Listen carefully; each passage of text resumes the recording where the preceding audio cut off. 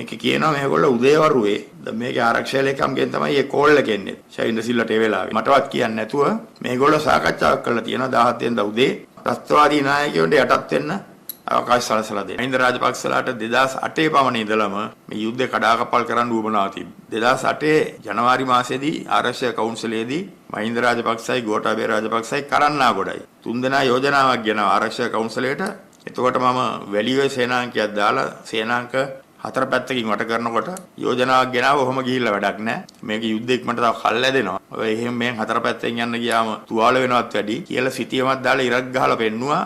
වවුනියාවේ ඉඳලා කෙලිම මුලතියට වලට ඉරක් ගහලා මේ ඉර දිගේ ගිහිල්ලා මුලති වලට ගැහුවා නම් යුද්ධ ඉවර කරන්න පුළුවන් නේ. ඔබතුමා වෙලාව නාස්ති කරනවානේ හැම පැත්තෙම සේනාංක දාලා කියලා. ඒ වෙලේ හැදුවේ මාව ධෛර්යමත් කරන්න. කළා යුද්ධ කඩාකප්පල් කරන්න. ඊළඟට ඒගොල්ලෝ තවත් කරපු දෙයක් ගැන මම අද වීඩියෝ එකක් දානවා. යුද්ධ යන අතරේ නැවතත් මේ කොහොමද මේගොල්ලෝ යුද්ධ කඩාකප්පල් කරන්න හැදුවේ කියලා. මේක 2009 යුද්ධේ අවසාන කාලයේදී 2009 මැයි 17 වෙනිදා සිද්ධ වෙච්ච සිද්ධියක්. මැයි 17 වෙනිදා දිවා කාලේ. මම එතකොට චීනේ හිටියේ. මම ලංකාවට ආවේ එදා රෑ 9ට මේ දිවා කාලේ මම ලංකාවට එන්නේ ඉස්සෙල්ලා සිද්ධ වෙච්ච සිද්ධියක් තමයි මේ වීඩියෝ එකේ තියෙන්නේ.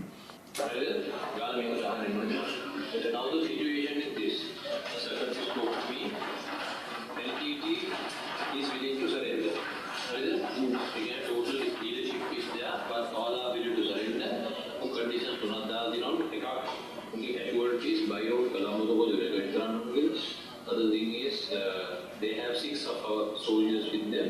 I think that they are there now. They got exchange and everything.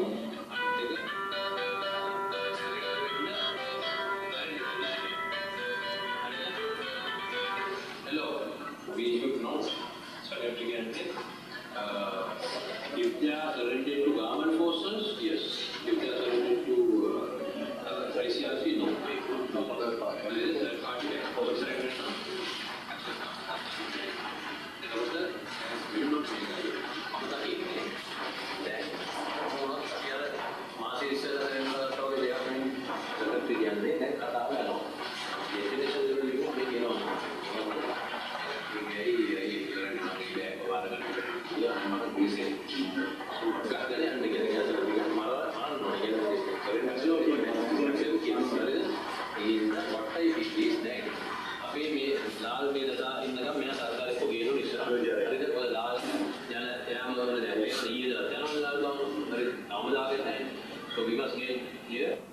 මේ කතාව යන්නේ 2009 මැයි 17 දවල් කාලේදී. මේක කියනවා මේගොල්ලෝ උදේවරුේ මේකේ ආරක්ෂක ලේකම්ගෙන් තමයි මේ කෝල් එක එන්නේ. ශෛන්ද්‍ර සිල්ලට ඒ වෙලාවේ. එයා කියනවා ඒ කතා කරේ ලේකම් කියලා.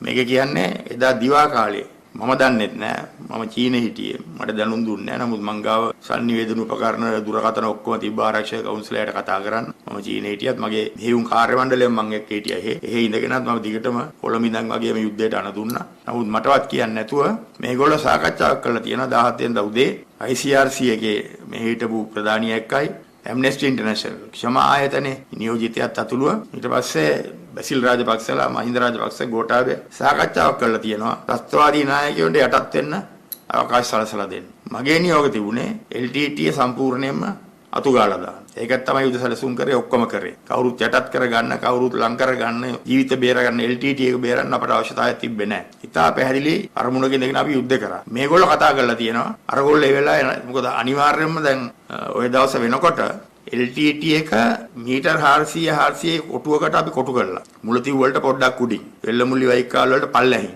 නද්දි කණ්ඩාල් කලපු අයිනේ 16 වෙනිදා රෑ වෙනකොට එහෙම කොටු කළා. ඒතකොට එහෙම කොටු කරපු අය ඒගොල්ලෝ දන්නවා අනිවාර්යයෙන්ම ඉදිරි පැය කීපය ඇතුළත මේගොල්ලෝ විනාශ වෙනවා කියලා. LTT යටත් වෙලා නැහැ. අපි යටත් වීම කතා කරන්නේත් නැහැ. අපට ඕන කරලා දුන්නේ විනාශ කරන්න. එහෙම තියෙනකොට තමයි මේගොල්ලෝ මේ කතා කරලා මෙයා කියනවා සාකච්ඡාවක් ගියපු හැටි ඔක්කොම ඒකේ සබ්ටයිටල් තිබුණා. සවුන්ඩ්ස් පැහැදිලි නැති වුණාට ඔය වීඩියෝ කරපු එකෙනත් දැන් රටෙන් පැනලා ගිහිල්ලා ඉන්නේ. ඊට පස්සේ ගෝඨාභයලා එයා මරන්න හදපු නිසා ඒ මාධ්‍යවේදියා හැංගිලා පිට රටේ ඉන්නේ.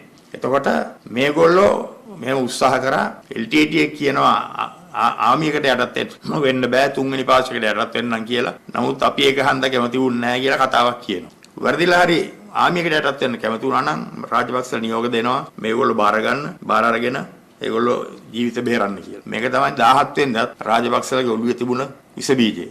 නැත්නම් එදා මේක මේ විදියට වුණා නම් එහෙනම් මේ වෙනකොට උතුම් නැගෙනහිර මහ ඇමති කරලා ප්‍රභාකරන් මේගොල්ලෝ එතන හිටියා සූසේ හිටියා එතන හිටියා පොට්ටුවම්මන් හිටියා පොට්ටුවම්මන්ගේ වයිෆ් හිටියා එතන හිටියා අනිත් නායකයෝ ටික කර්නල් තිලීපන්ලා අරගොල්ලෝ මේගොල්ලෝ ඔක්කොම රමේෂ් ඇතුළු පිරිසත් මං හිතන්නේ නැගෙනහිරින් පලා ගිය අයත් ඔතන ඉඳලා තියෙනවා මේ ඔක්කොගේම ජීවිත බේරන්න තමයි 17 වෙනිදා මේ ජාතික වීරයා කියන මහින්ද රාජපක්ෂ උත්සාහ කරේ. ඒතකොට මේ වීඩියෝ එක ජනතාව දකින්න ඕනේ තේරුම් ගන්න ඕනේ. මෙච්චර කල් මේක එළියට එන්නේ නැතුව මේ මාධ්‍යවේදී හංගගෙන හිටියා. මට මේක වෙනත් වක්‍ර මාර්ගයකින් මගේ අතටපත් වුණා. මේකයි මම මේක එළියට දැම්මේ ජනතාව දැනුවත් කරන්න.